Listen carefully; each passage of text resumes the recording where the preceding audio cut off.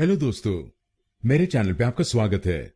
इस वीडियो में हम सीखेंगे इस शब्द की सही प्रोनाउंसिएशन। काफी लोगों को ये शब्द सही बोलने में कठिनाई होती है।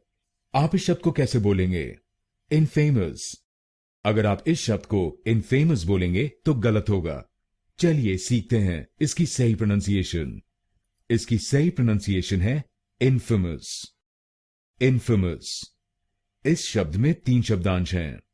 पहला शब्दांश है आई एन, दूसरा शब्दांश है एफ ए और आखिरी शब्दांश है एम ओ यू एस।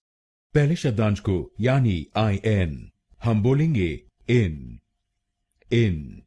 दूसरे शब्दांश को यानी एफ ए हम बोलेंगे फ फ और आखिरी शब्दांश को यानी एम ओ यू एस हम बोलेंगे मस मस।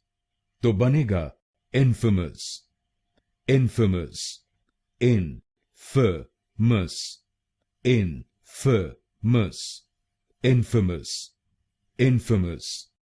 और ये ध्यान रखिए कि हमको पहले शब्दांश पर यानी आई एन पर जोर डालना है। Infamous infamous. अब आप जान गए इस शब्द की सही प्रोनाउंसिएशन।